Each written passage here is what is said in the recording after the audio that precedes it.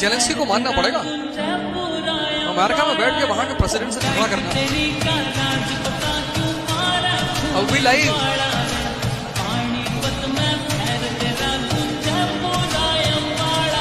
और एक आदमी वहां बैठ के मॉस्को में मुस्कुरा रहा है।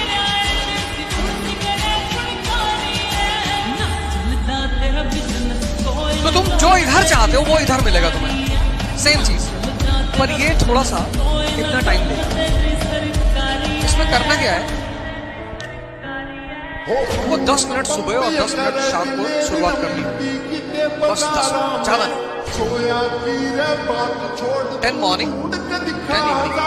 मॉर्निंग में जैसे ही सो के उठे, जैसे ही वही बेड पे बैठे बैठे करना है। और रात में सोते वक्त जब जा रहा हो तब करना, 2 वक्त करना।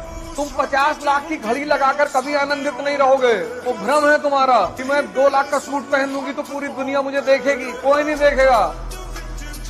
तुम जब भी तुम्हें दुनिया देखेगी, तुम्हारे कर्मों से देखेगी। तुम तेंदुलकर बन गए, तुम अरुंधति रॉय बन गए, तुम कलाम बन गए, तब दुनिया तुम्हारी तरफ देखेगी। और वैसे अगर देख रही है तो मजाक उड़ा रही है तुम्हारा। दुनिया में 2 ही गिफ्ट भगवान ने तुमको दिए, एक जवानी, एक दिमाग। जवानी क्रांति करने के लिए। अब तुम पार्क में बैठ के बिता दो तो उसमें भगवान की कोई गलती नहीं, लेकिन इसका मतलब ये नहीं कि पार्क में बैठना बुरा है। वहां भी आप बैठिए, घंटे पर बैठ जाइए। अब सुबह 8 से रात 8 बजे तक बैठे हो, गलत है। और दूसरा दिमाग तो सही जगह लगा दो बस। तुमको इससे अच्छा गुलाम कहीं नहीं मिलेगा। बड़ा प्यारा गुलाम है, बस ये तुम्हारे हाथ में आ जाए। जल्दी आता नहीं है। किसी से दुश्मनी नहीं है, किसी को यहां नहीं बैठा। कोई तुम्हें छेड़ रहा है, उसका मजा लो छेड़ भैया।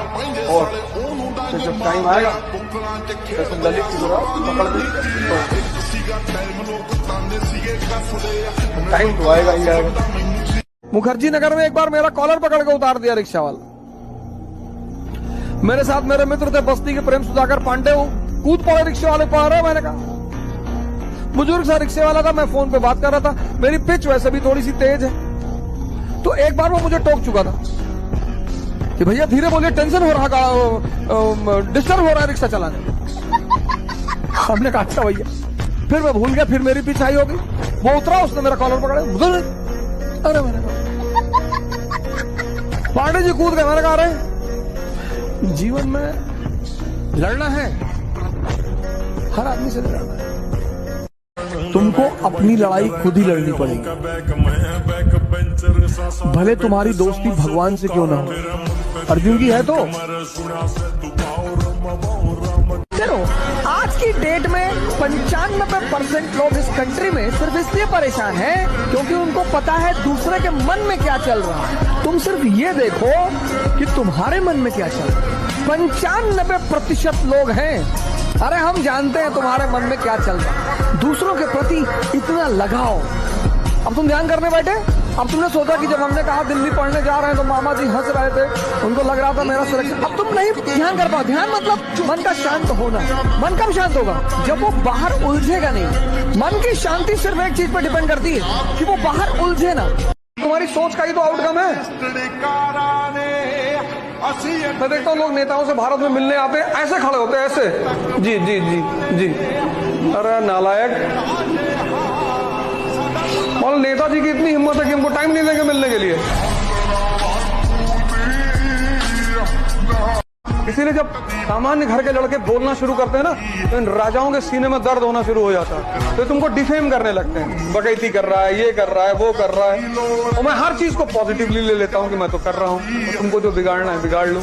ये चारों तरफ से मेरे ऊपर हमला करते हैं और उसको पकड़ के तोड़ देता हूँ। तो ललन टॉप ने कहा कि आपके बारे में है कि आप बकैती बहुत करते हैं। मैंने कहा चंबल की डकैती और अवधूजा की बकैती, ये तो सन्नाटे में आके बैकफुट चले गए। क्योंकि जब तुम्हारे ऊपर हमला होता है तो आमतौर पर तुम बैकफुट हो जाते हो।